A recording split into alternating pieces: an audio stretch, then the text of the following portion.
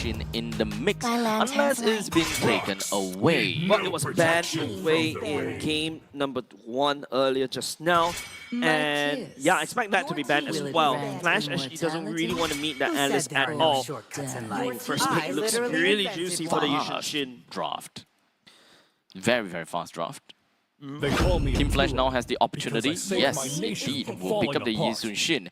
In a map of expanding rivers, it's kind of difficult for you to not want to pick up the Yisun Shin for your team. But this also means that it opens up the clear for AZ to pick up, which can flex over to Nomad or Vendetta. Or, yeah, Vendetta is the one that popularized Yes, the playing XP. the EXP Kalia as well. Yep.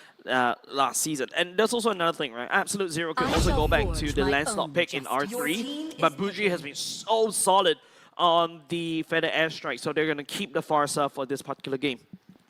So understandably, when we see Yisun Shin in the hands of Hades, we would expect to see that Vanix's pick will always be the last pick. It could be a Bane, it could be a Lapu, it could be a Ruby, it could be a conventional marksman. But it all depends on how they're going to be diving their game in.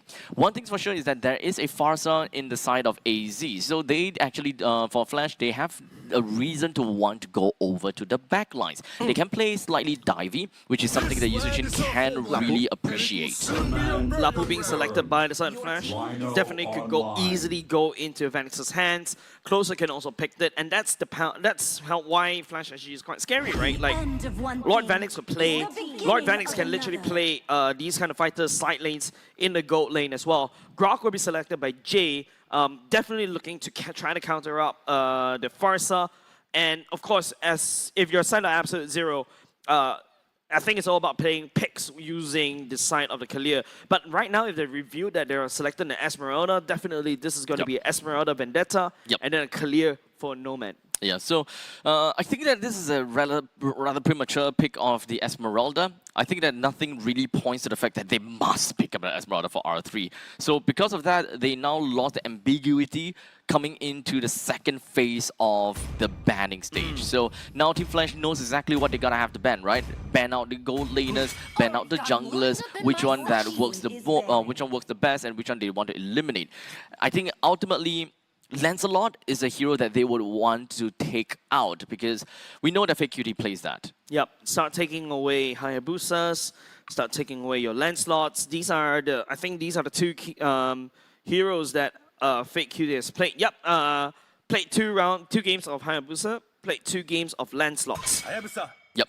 So it does make sense now. It's easier for them to go for the bans because ultimately I think if Esmeralda did not appear, Team Flash will still probably focus on banning out XP laners or the roamers because, let's be honest here, there's so many junglers available, and in the original banning pool, there's only one jungle being banned out. So it's very difficult to bring down the amount of hero pool of Fake Cutie, so might as well just move away from the direction if the XP laners is easier to target. I think you take away the Lancelot right here, but I think if you're Flash SG, you showed that you're already about to play the Lapu Lapu. Lapu Lapu is easily snap the Lancelot easy. I love this Absolute Zero ban onto the Bane.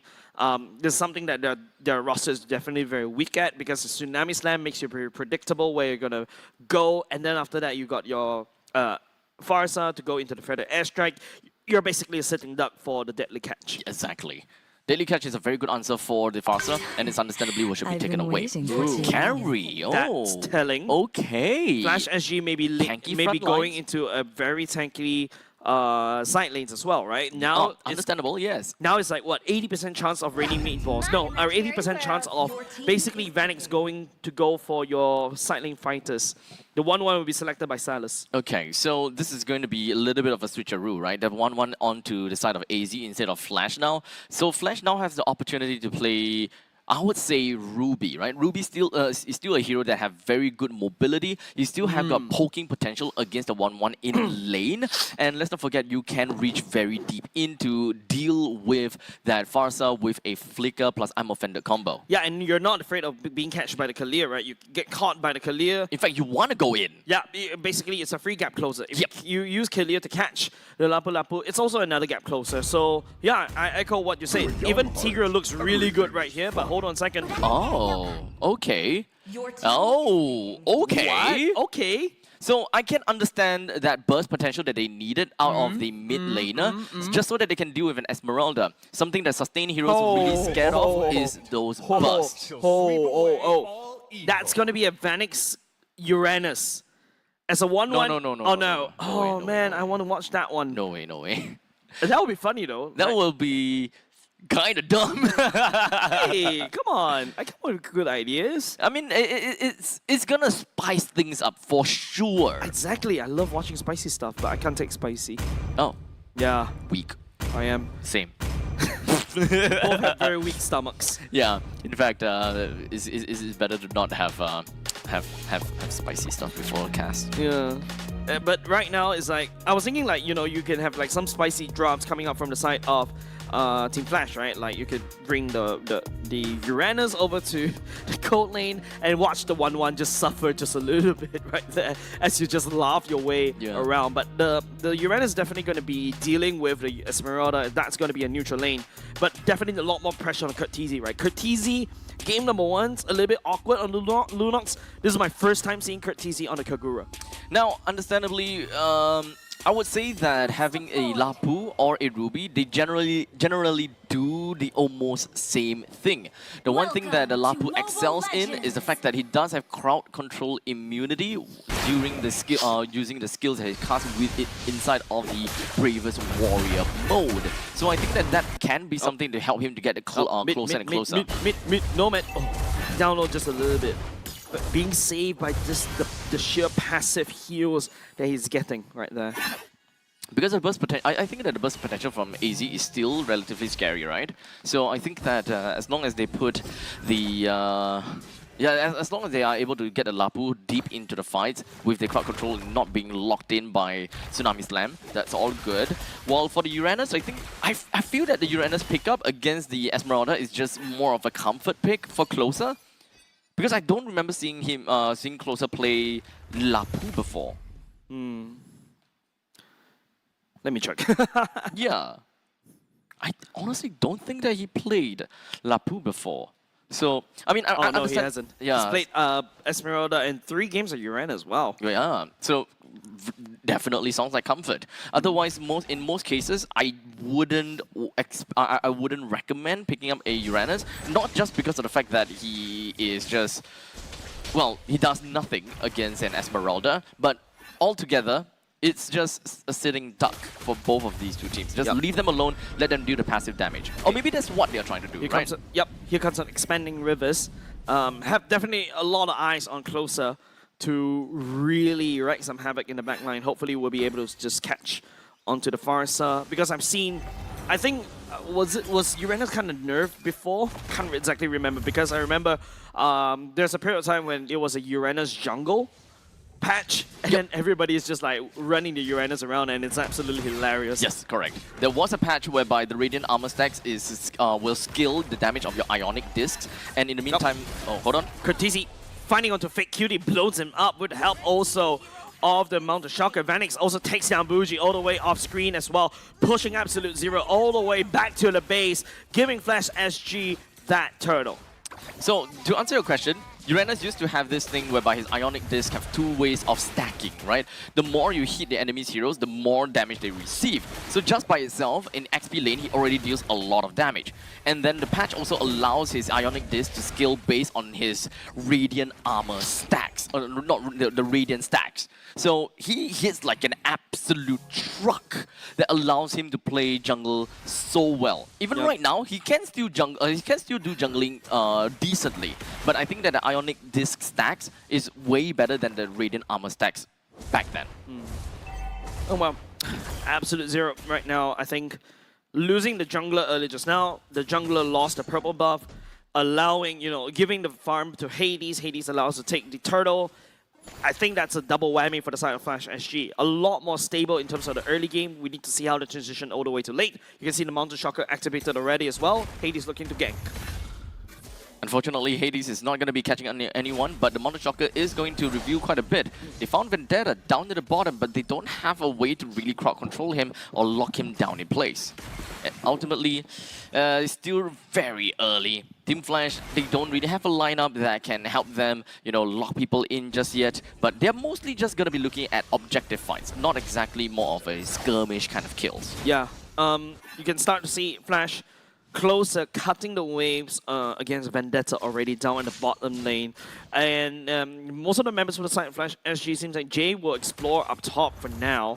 Kurtizi following suit, looking for some form of pickoffs. If you notice Absolute Zero, this is a different kind of playstyle already. They start to respect a little bit more for the side of Flash SG, and Vendetta finds Hades as well. Kurtizi goes on in, throwing the umbrella just a bit. The wall will be built. The tectonic charge right into the face. Muji goes down. Normal Feather airstrike for the next turtle fight at the same time. Tsunami slam for the side of Nomad.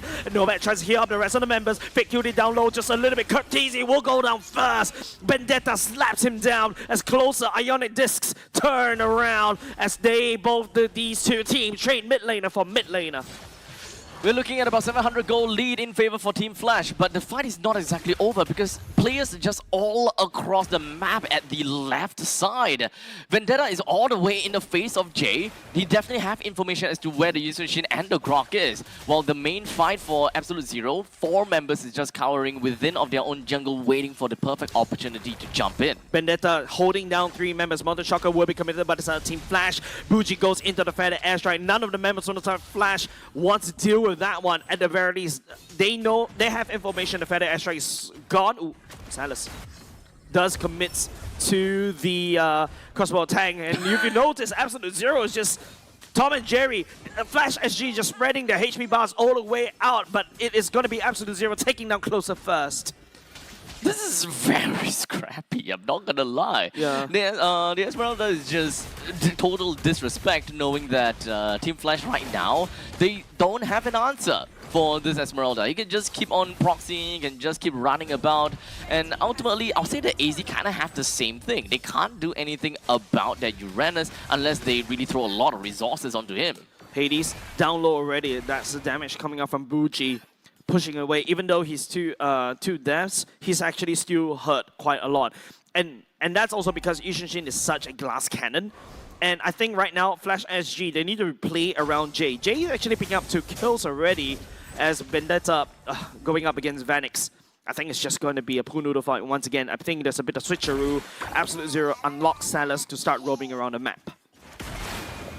As we slowly move on from this, 6 minutes and 30 seconds in, AZ, they currently do have a tad bit of a control of a map, but that's not going to tell us too much. VQD did manage to pick up that War Axe, so that can definitely help a little bit more moving on forward. With that Wind Talker onto Salas as well, this is the second item? With 000, I think that should be the second item, since Wind Talker is pretty darn cheap. Loads of touch and go for both these two teams.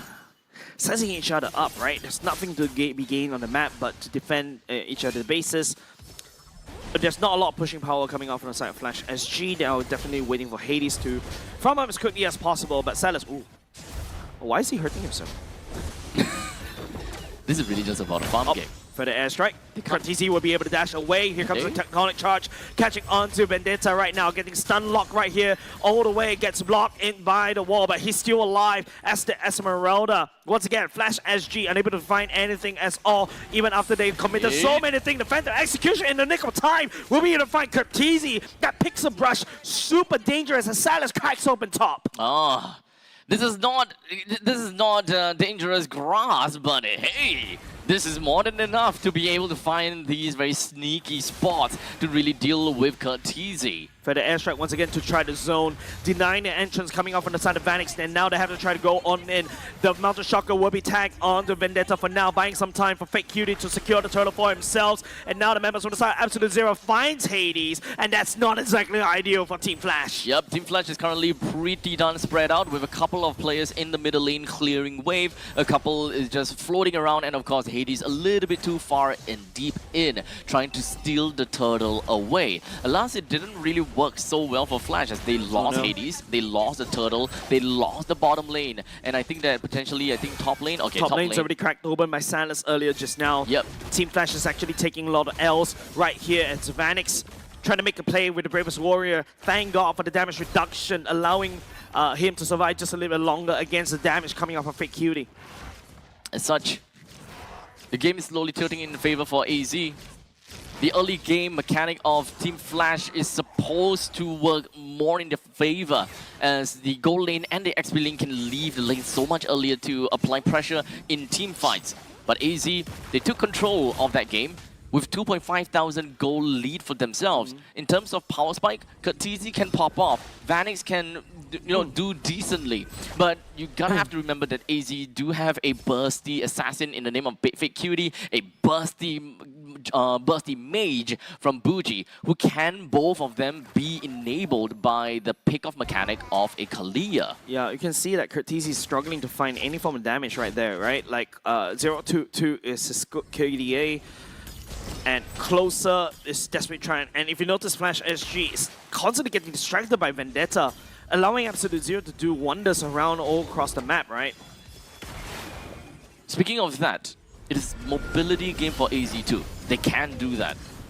Well, the Shocker will be able to reveal Bougie all the way out of arm's reach, but Vanix will be there. Slice and dice, he will be able to drop Bougie and also Ellis down low just a little bit. Does take a lot of damage coming out from the weak crossbow tank, but Jay goes down already. Flash SG limping away. Hades unable to find some form of entrance point right there, has to disengage. It's really unfortunate as Vanix tried to make his way all the way to the back to deal with Bougie as well as Salas. To be fair, he did manage to buy a lot of time. He used everything within his arsenal. It did not work. His Flicker Stun did not land onto Bougie as well. So all in all, he went straight in over to Bougie and Salas, lost the fight, while the main fight of Team Flash didn't work out too. Tsunami Slam as well, but Curtizy and also Hades unfortunately will drop down for the fight. Nomad unable to finish a kill from the side of Flash SG. Closer, get tagged by the crossbow tank as well, gets shut down by the side of Vendetta as well. Absolute Zero just needing a charge right here with a revitalized life, and now they're sending the Lord towards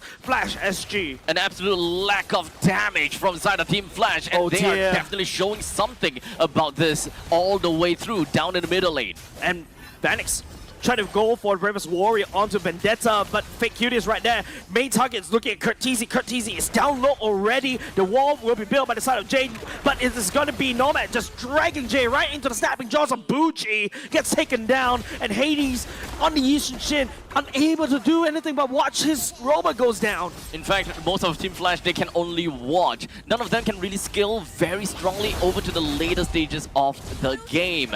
As such, the top lane is going to be under threat. They lose the T3 turret, and potentially AZ will want to end the game soon. The Lord will be dealt with by the side of Team Flash for now, as Absolute Zero has already done permanent damage on the base of Flash SG. The damage from Bougie, Salas, and also Fake Cutie is a little bit too much. Vendetta is absorbing so much damage from Flash SG. They move on to the middle lane. That's the pain. That's definitely going to be a lot of pain for the side of Bougie, raining down fire from above as Vendetta goes in for a drive-by to clean it up for Curtizy, and Vanix already go down. The main damage dealer from the side of Flash SG is dead, but Hades out there with the Mother Choco will try to do something. Vendetta down low a little bit, but Fake Cutie comes in for the rescue. The Thorn Rose, the puncture to push Flash SG away as Flash SG is out of ideas. As he recollects himself back into the middle lane and ensure that they want to bring down the T1. Another round of ultimate. They are not stopping. Another barrage coming out from Bougie. Bougie on this far side is absolutely ridiculous. His angles, his damage. He doesn't really need to kill, he just needs to push Flash SG away, allow Salas to go in and hit turrets, and Absolute Zero dismantle bot lane. They're not caring about anything right now for AZ. They have the firepower, and they are not afraid to use it. With the top lane and the bottom lane T3 currently destroyed, this is a very painful take for Flash, because no matter where the Lord is going to spawn, there will be a natural heavy lane on the opposite side. Now, the Lord down to the bottom, top lane is naturally pushing. Team Flash did not take a lot of turrets. In fact, the only turret that they took is the T1 turret down in the bottom lane. Yeah, because they cannot go past Vendetta, right? Vendetta is always constantly zoning the members on the side of Flash SG. There's not enough damage from Hades right now. There's not a lot of opportunity for them because Bougie sets up a feather airstrike. Nobody goes in, and it's very hard. Even though Vanix does have the flicker, Bravest Warrior, yes, he's able to output some damage against Bougie and perhaps to Salas, but Salas can easily go up into the air.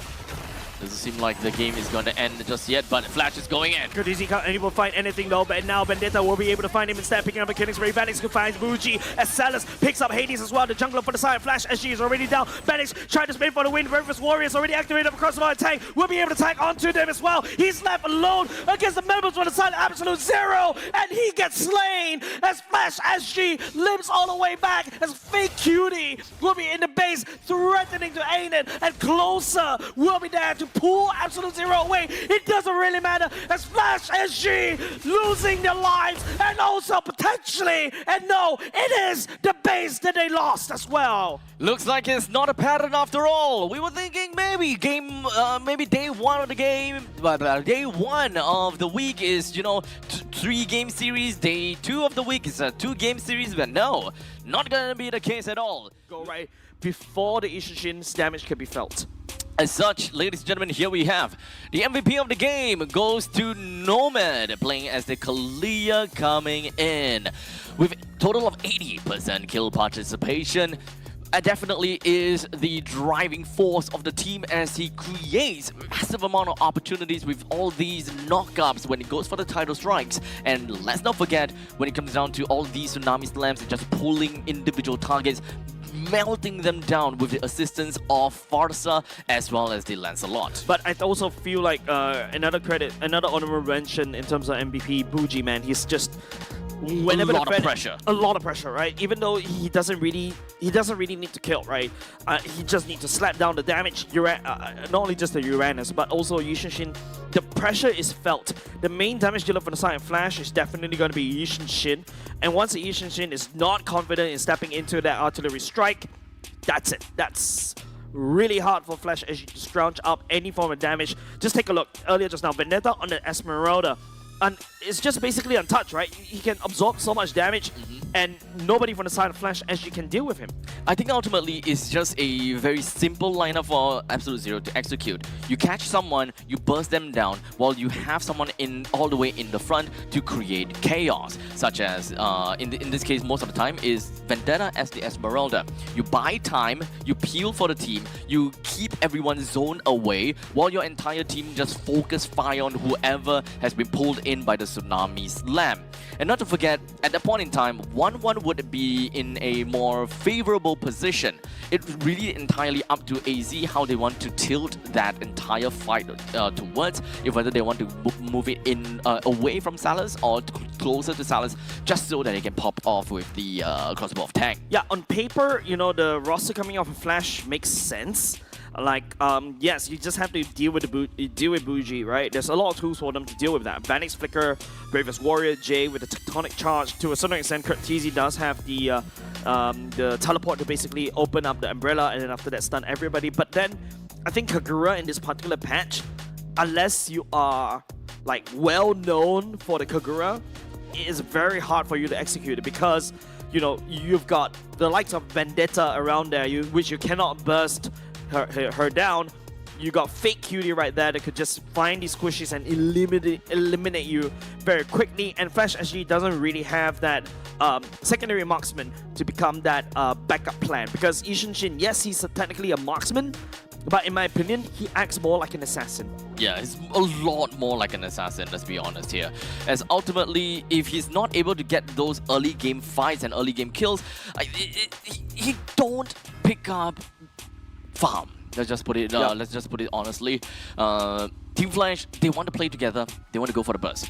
I don't see, unfortunately, in this game, I just don't see the value out of this Kagura. They didn't really manage to burst anyone or kind of set up bushwhack. It feels as though for Team Flash in this game, they are very impatient. They're not really staying at one spot. Wait for the right time. jump in together and burst. They're always on the run. And to be fair, I can understand that because this is expanding rivers, right? You kind of want to make full use of the rivers. You want to get yourself from one place to another. But I think that a little bit of foresight would be necessary for this team to fare better. Understand where Absolute Zero wants to go to, and then spring into action before they even get there, or rather intercept them right before the reach. Yeah. I mean, just looking back at this particular matchup right here, it's just really hard to watch, especially when you're cheering for Flash SG, right? Absolute Zero, don't forget, this is a team that what we set up this this team before we start the match for this particular match, right?